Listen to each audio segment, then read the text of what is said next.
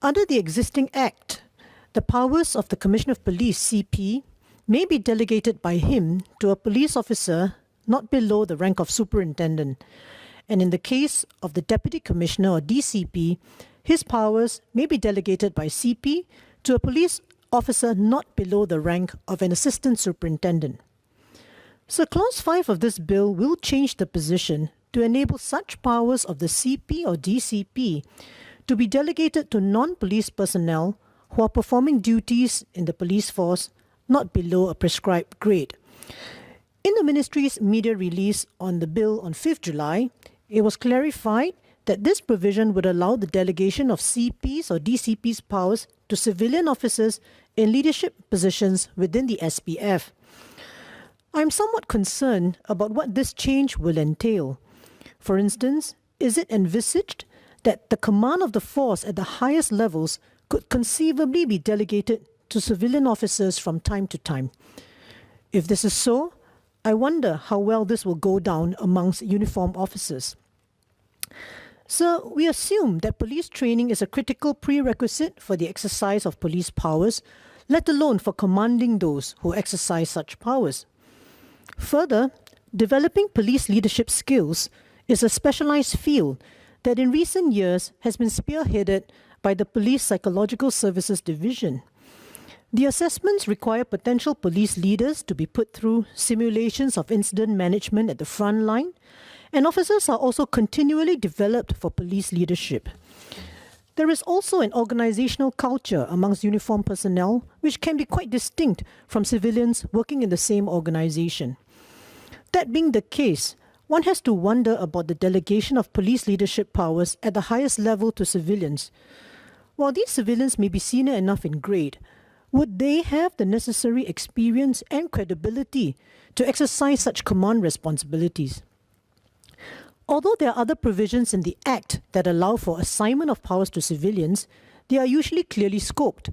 For instance, Section 18 of the Act enables the Minister to appoint civilians to exercise powers to grant licenses. To expect civilians to exercise such administrative powers seems unobjectionable compared with the prospect of them exercising command or frontline powers. So my view is that the scope of Clause 5 is not clear, as it does not seem to be qualified. A further explanation of what is envisaged would be necessary. Earlier in the second reading speech, the Minister of State did reiterate or confirm that there will be certain powers of the CP that will be non-delegable. Where are we to find this list for clarification?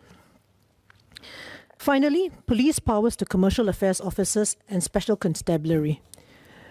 Clauses 9 and 10 of the bill propose to expand the powers of CAOs and special police officers. These clauses will empower the officers not just to do investigations, but to exercise all police powers, including the power of arrest without warrant, and have similar powers of search, forced entry, and so on. From my understanding, the Commercial Affairs Department has had police officers attached to it since it was formed. This arrangement was made precisely because the Commercial Affairs Officers' powers were limited.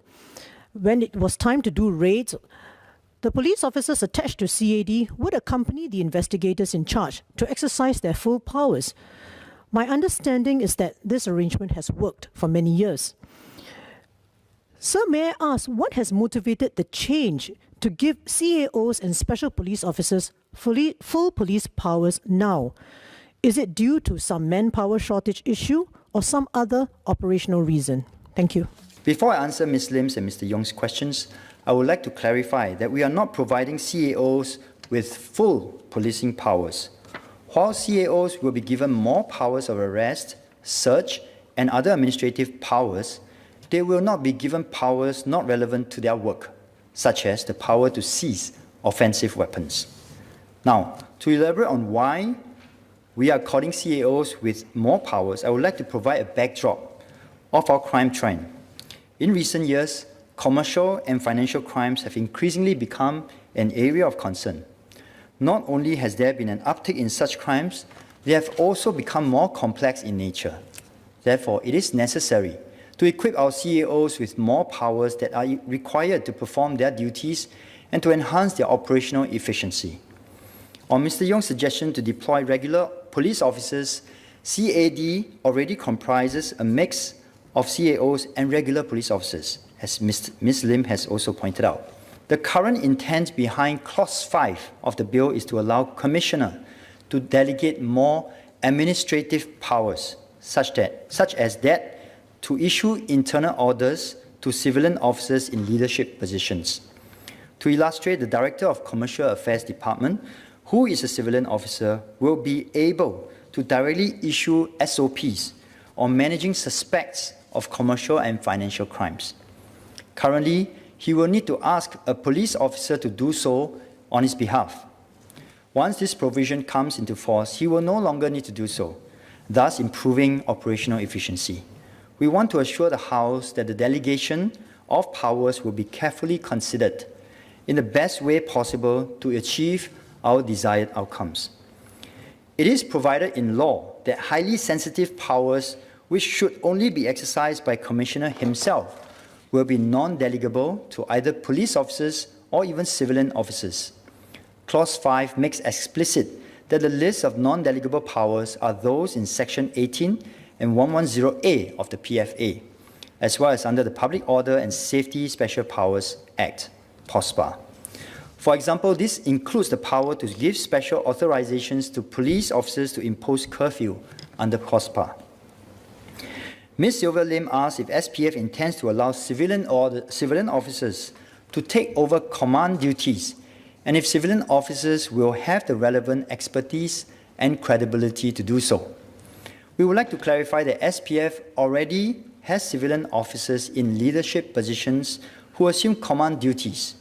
For example, the current Director of Commercial Affairs Department is a non-police officer.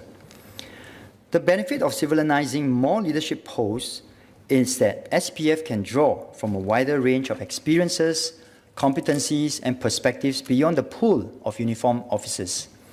This enables SPF to be more diverse, more agile, and open to transformation, and to better achieve its mission of ensuring the safety and security of Singapore.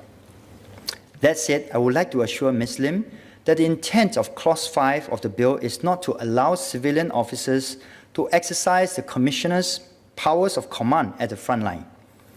We recognize that there are powers which require the specialized knowledge of a police officer who has had years of experience with policing, such as the power to disperse an unlawful assembly by military force.